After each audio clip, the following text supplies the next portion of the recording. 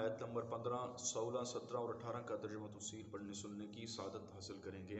اعوذ باللہ من الشیطان الرجیم، بسم اللہ الرحمن الرحیم۔ وَأَلْقَى فِي الْأَرْضِ رَوَاسِيَ أَن تَمِيدَ بِكُمْ وَأَنْهَارًا وَسُبُلًا لَعَلَّكُمْ تَهْتَدُونَ وَعَلَامَاتٍ وَبِالنَّجْمِ هُمْ يَهْتَدُونَ۔ ترجمہ کنز العرفان۔ اور اس نے زمین میں لنگر ڈال دیے تاکہ زمین تمہیں لے کر حرکت نہ کرتی رہے، اور اس نے نہریں اور راستے بنائے تاکہ تم راستہ پا لو، اور راستوں کے لیے کئی نشانیاں بنائیں، اور لوگ ستاروں سے راستہ پا لیتے ہیں۔ اللہ تبارک و تعالیٰ نے انسانوں کے لیے زمین میں جو نعمتیں پیدا فرمائی ہیں، ان میں سے بعض کا ذکر اس آیت میں فرمایا اور بعض کا ذکر اللہ تبارک و تعالیٰ نے پچھلی آیت میں فرمایا۔ آیت کریمہ کا خلاصہ یہ ہے کہ اللہ تبارک و تعالیٰ نے زمین میں مضبوط پہاڑوں کے لنگر ڈال دیے تاکہ وہ تمہیں لے کر حرکت نہ کرتی رہے۔ ہم نے پیچھے سنا تھا کہ جب زمین پر اللہ تبارک و تعالیٰ نے پہاڑوں کو پیدا نہ کیا تھا تو یہ زمین حرکت کرتی تھی، چونکہ یہ پانی پر ہے تو زمین حرکت کرتی تھی۔ جس طرح کشتی پانی پر حرکت کرتی ہے، اسی طرح یہ زمین بھی حرکت کرتی تھی۔ پھر اللہ تبارک و تعالیٰ نے اپنے بندوں پر فضل فرماتے ہوئے زمین پر پہاڑ نصب کیے، پہاڑوں کو پیدا فرمایا۔ ان پہاڑوں کے بوجھ کی وجہ سے یہ زمین ٹھہر گئی، اب یہ حرکت نہیں کرتی۔ یعنی یہ اللہ تبارک و تعالیٰ کا فضل ہے۔ اگر رب یہ پہاڑ پیدا نہ کرتا تو آج شاید ہم زمین پر کھڑے بھی نہ ہو سکتے تھے۔ کہ کشتی آپ نے دیکھا ہوگا کہ جب سمندر میں ہوتی ہے تو اس پر کھڑا ہونا دشوار ہو جاتا ہے، تو اسی طرح زمین بھی چونکہ پانی پہ ہے، اگر پہاڑ نہ ہوتے تو زمین پر بھی کھڑا ہونا مشکل ہو جاتا۔ فرمایا اس نے زمین میں تمہارے لیے نہریں بنائیں اور راستے بنائے جن پر تم اپنے سفر کے دوران چلتے ہو، اپنی ضرورت کی تکمیل کے لیے ایک شہر سے دوسرے شہر اور ایک جگہ سے دوسری جگہ جاتے ہو تاکہ تم اپنی منزلوں تک راستہ پا لو اور بھٹک نہ جاؤ۔ تو یہ فرمائیں یہ تمام کے تمام چیزیں تمہارے اوپر تمہارے رب کا فضل ہے، تمہارے رب کی نعمتیں ہیں۔ وَعَلَامَاتٍ اور کئی نشانیاں بنائیں، یعنی اللہ تبارک و تعالیٰ نے راستوں کی پہچان کے لیے کئی نشانیاں بنائیں۔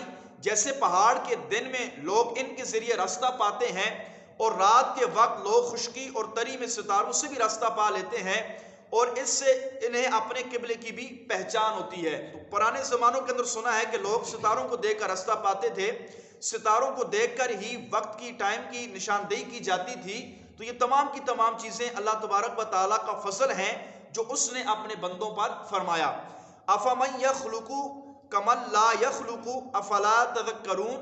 فرمایا تو کیا جو پیدا کرنے والا ہے وہ اس جیسا ہے جو کچھ بھی نہیں بنا سکتا، تو کیا تم نصیحت نہیں مانتے؟ اس آیت کریمہ کے اندر اللہ تبارک و تعالیٰ نے مشرکین کو جھنجھوڑا ہے جو لوگ بتوں کی عبادت کرتے ہیں، بتوں کی پوجا کرتے ہیں۔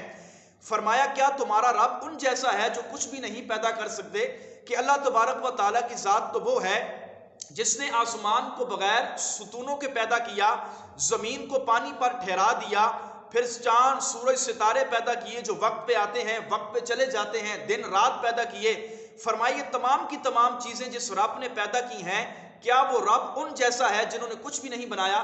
جو بت کے جن کو خود اللہ تبارک و تعالیٰ نے پیدا کیا، جو خود ایک بے جان چیز ہیں کہ پتھر کو اٹھائیں تو اٹھتا ہے، رکھ دیں تو پڑا رہتا ہے۔ فرمایا کیا یہ رب ان بتوں جیسا ہو گیا؟ فرمایا ہرگز بھی نہیں۔ تو فرمایا اگر نہیں تو پھر تم لوگ یعنی مشرکین نصیحت کیوں نہیں مانتے؟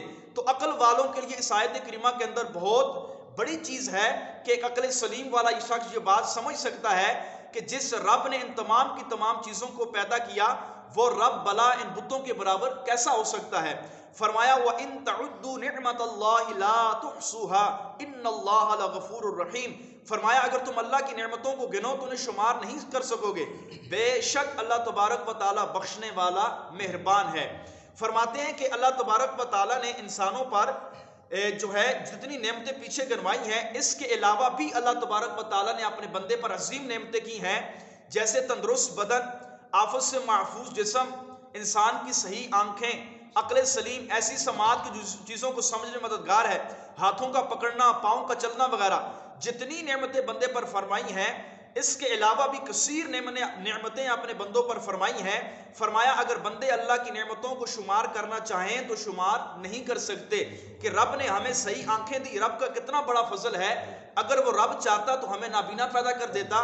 اس رب نے ہمیں زبان دی جس سے ہم صحیح بول سکتے ہیں، وہ رب چاہتا تو ہمیں زبان کے بغیر پیدا کر دیتا. اس رب نے ہمارے ہاتھوں میں پکڑنے کی طاقت رکھی ہے. اگر وہ چاہتا تو یہ طاقت ہم سے چھین لیتا.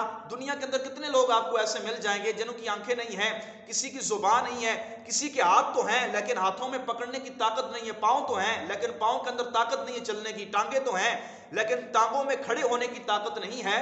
تو فرمایا آنکھوں کا صحیح ہونا, ہاتھوں کا صحیح پکڑنا, زبان کا صحیح بولنا, آنکھوں کا دیکھنا, کانوں کا سننا, یہ تمام کی تمام چیزیں بندے پر اللہ تبارک و تعالیٰ کی نعمتیں ہیں.